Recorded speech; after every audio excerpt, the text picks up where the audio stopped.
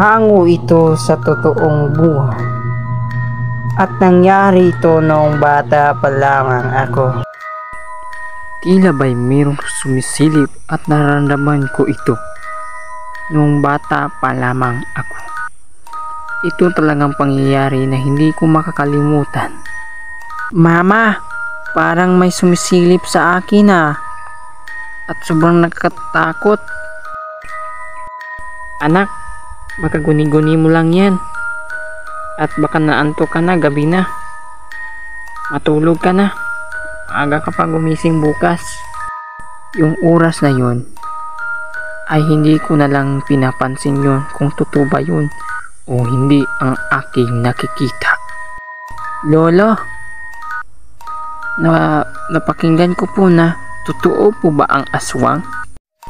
Iyo, totoo talaga ang aswang. At mayroon ding pininiwalaang may aswang dito sa ating bayan.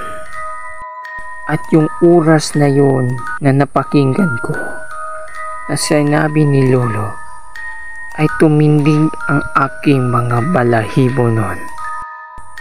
Ganun po ba Lolo? Nakakatakot naman yan. Mag-iingat talaga ako at hindi ako maniniwala kapag mayroong kumakatok dyan o sinong taong pumapanggap-panggap lang o magpabait-baitan. Baka hinalaang aswang na yan. Noong paggabi na naman, mayroon namang nakasilip at tumingin sa aming bahay. Ang tinitingnan pala, nakita nilang Lolo at Papa ang tila ba'y pula ang mga mata at pinaalis at binato ng asin ang aswang. At para bang nagbagong anyo ang aswang. At doon na nagtatapos ang aking kwento dahil wala na tayong oras sa paggawa nitong video. At naway magustuhan nyo at sobrang haba talaga ng kwentong ito.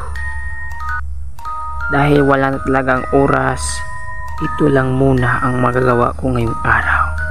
At naway magustuhan nyo ito. At salamat sa panonood.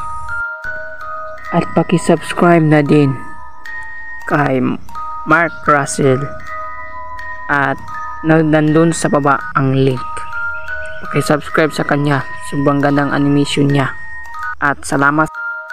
Uy anak, wag nang lalabas dahil meron daw hinihinalang aswang sa ating probinsya.